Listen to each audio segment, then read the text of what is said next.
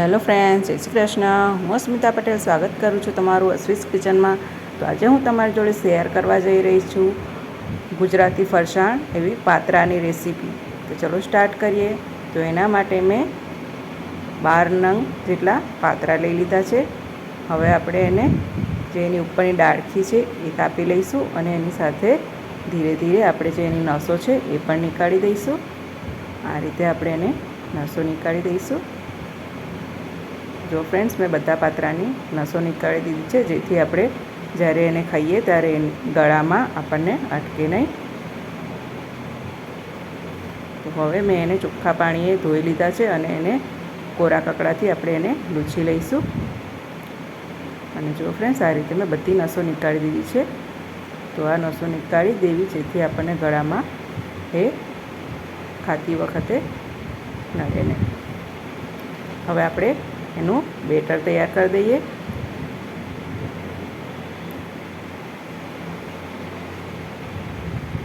તો એના માટે મેં 1.5 કપ જેટલું બેસન લીધું છે, ઝીણો ચણાનો લોટ, એક નાની વાટકી જેટલો ચોખાનો લોટ લીધો છે. હવે આપણે મસાલા કરી દઈએ. તો એના માટે મેં 1 ચમચી હળદર લીધું છે, 1 ચમચી લાલ મરચું લીધું છે, ધાણા જીરું પાવડર લીધો છે અને સ્વાદ પ્રમાણે મીઠું નાખી દેવું. આદુ મરચાંની પેસ્ટ લીધી છે અને મેં 1 થી 1.5 ચમચી જેટલી ખાંડ લીધી છે. ટેસ્ટ પ્રમાણે તમે વધારે ઓછી કરી શકો છો. હવે મેં અહીંયા અડધા લીંબુનો રસ લીધો છે. જો તમે લીંબુ ના હોય તો તમે આમલીનું પાણી પણ લઈ શકો છો અથવા દહીં પણ લઈ શકો છો. મારી પાસે અત્યારે અવેલેબલમાં લીંબુ હતું એટલે મેં લીંબુ લીધું છે. હવે આપણે થોડું થોડું પાણી લઈ અને એને બેટર તૈયાર કરી દઈએ.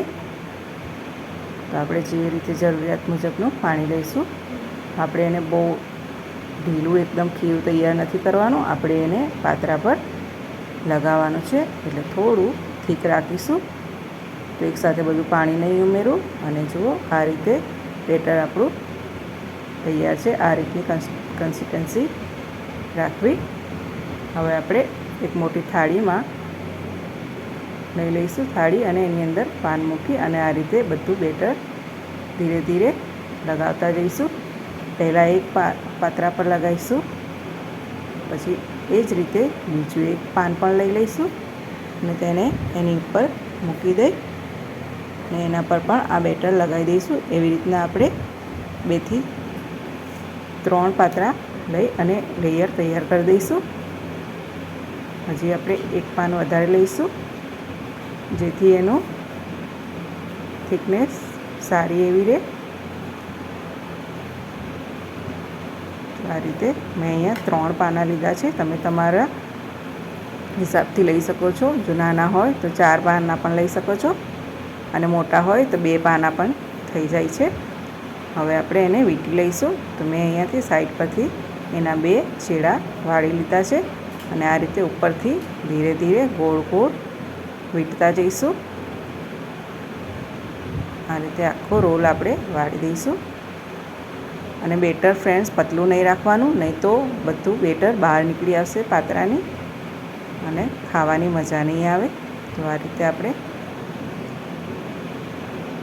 કાણાવાળી એક ડીશ પર મૂકી દઈશું. તો આ રીતે મેં બધા પાત્રા વીંટી લીધા છે અને આ રીતે એક કાણાવાળી ડીશ પર પાત્રાને મૂકી દઈશું.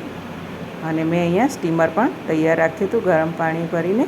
હવે આપણે એને 15 થી 20 મિનિટ માટે ઢાંકીને થવા દઈશું. તો હવે જોઈ લઈએ. તો જુઓ ફ્રેન્ડ્સ, આપણા પાત્રા સરસ એવા બફાઈને તૈયાર થઈ ગયા છે. જુઓ, હવે આપણે એને કટ કરી લઈશું. તો એને ગોળ શેપમાં કટ કરી દઈએ. આ રીતે છરીથી કાપી લઈશું.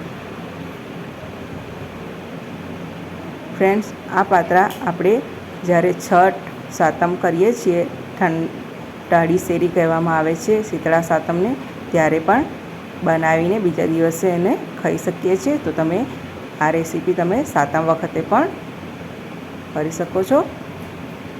ખૂબ જ ટેસ્ટી લાગે છે અને સવારે નાસ્તામાં પણ ખાઈ શકો છો. તો જુઓ ફ્રેન્ડ્સ, આ રીતે મેં બધા પાત્રાને ગોળ ગોળ કાપી લીધા છે. સરસ એવા પાત્રા આપણા તૈયાર થઈ ગયા છે. હવે આપણે એનો વઘાર કરી દઈએ. તો એના માટે મેં એક તાવડી લઈ લીધી છે, એની અંદર મેં 2 ચમચી જેટલું તેલ લીધું છે. હવે એની અંદર મેં 1 ચમચી રાઈ લીધી છે, 1 ચમચી જીરું લઈ લઈશું અને 1 મોટી ચમચી જેટલો તલ લઈ લઈશું. બધું તતડી જવા દઈશું. રાઈ જીરું સરસ એવા ફૂટી ગયા છે, તો હવે આપણે એની અંદર પાત્રા નાખી દઈએ અને બધું સરસ ઉપર નીચે હલાવી દઈએ, જેથી રાઈ જીરું બધા પાત્રાને નાખી છે. આ રીતે આપણે સરસ બધું ઉપર નીચે કરી દઈશું. અને જુઓ ફ્રેન્ડ, સરસ એવા ક્રિસ્પી કડક સરસ થઈ ગયા છે. હવે આપણે એની ઉપર લીલા ધાણા નાખી દઈશું. અને જુઓ ફ્રેન્ડ્સ, આપણા પાત્રા તૈયાર થઈ ગયા છે.